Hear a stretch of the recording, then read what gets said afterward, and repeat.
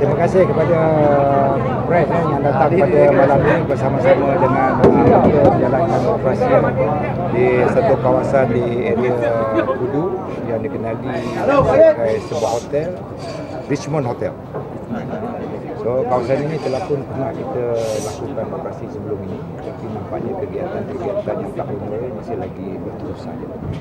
Jadi untuk makluman bahawa kita telah melaksanakan satu operasi yang kita katakan Ops Ikrar. Ops Ikrar ini bermaksud bahawa Ketua Pengarah Mahkamah Datuk Mustafa akan mementeras parti secara berterusan. Ini ikrar Ketua Pengarah Immigration memastikan bahawa ketiadaan parti di negara kita. Jadi pada malam ini kita telah melaksanakan satu operasi ikrar yang melibatkan selama 188 anggota. So, anggota-anggota itu terdiri daripada JPN selama Jabatan Pendapatan Negara selama 18 orang, EPAM 5 orang, RELA 13 orang, vendor kita yang menyediakan peralatan untuk membuat pemeriksaan dokumen selama 4 orang, daripada PGA Ceras. Kita mengucap banyak terima kasih kepada pasukan PGA Ceras selama 15 orang yang turut serta bersama-sama kita lah. Dan juga daripada Immigration Negara selama 59 orang, Immigration Kuala Lumpur selama 20 orang, Immigration Melaka pun kita jemput juga untuk sama-sama dalam ops ini selama 19 orang, dan juga daripada HQ di bahagian PRO kita selama 5 orang. Jadi operasi ini bolehlah kita katakan sebagai satu ops, satu KDA yang melibatkan semua agensi-agensi di dalam KDA. Jadi di dalam ops ini kita telah berjaya membuat satu pemeriksaan yang agak besar, iaitu selama 200 orang, dan kita membuat tangkapan selama 74 orang. Jadi selama 126 orang itu kita bebaskan kerana memiliki dokumen-dokumen yang sah.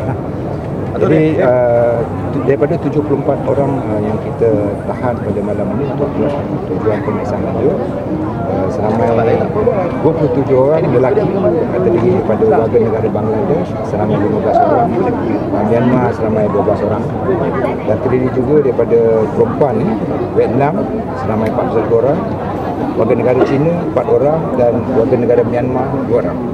Jadi sebagaimana yang kita lihat bahawa premis ini memang telah beroperasi sejak lama dulu, menjalankan aktiviti yang ada menurut.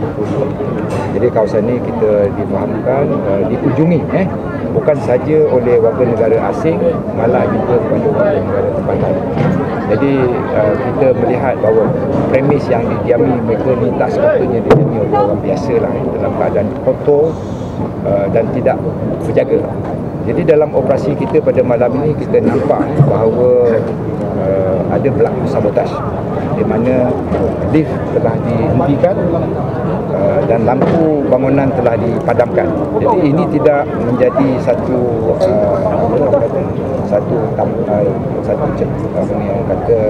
halangan kepada pihak immigration. Jadi kita akan meneruskan lagi di masa akan datang untuk memastikan bahawa tiada lagi berlaku aktiviti tak berguna di tengah-tengah bandaraya ini. Okey, jadi untuk makluman kita juga akan menjalankan operasi secara berterusan.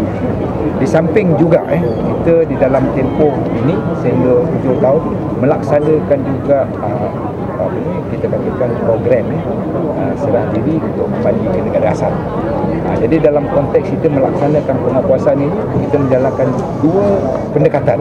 Pertama, kita akan buat operasi berterusan sebagaimana yang nampak tadi, dan dalam masa yang sama kita juga menggalakkan supaya parti-parti ini datang ke pejabat immigration untuk menyerah diri dan balik ke negara asal dengan membayar compound minimum sebanyak RM300 dan RM1 special pass yang kita kenali sebagai program 3+1, dan mereka menyediakan tiket untuk pulang ke negara asal.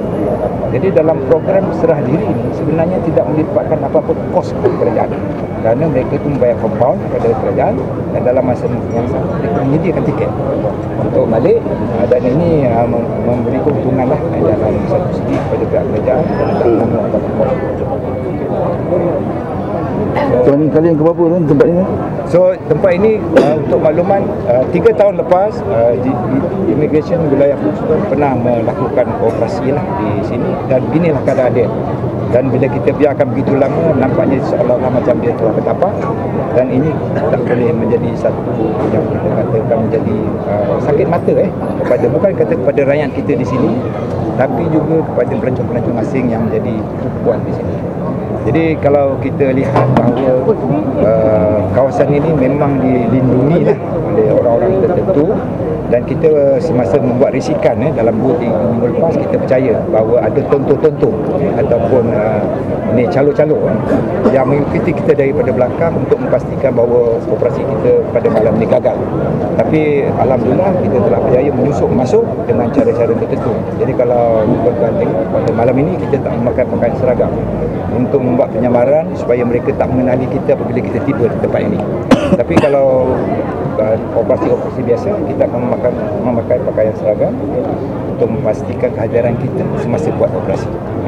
Sebab kita percaya dalam keadaan di sini memang menjadi bahaya, dan semasa taklimat kepada anggota-anggota, saya dah maklumkan bahawa kawasan ini adalah berisiko tinggi.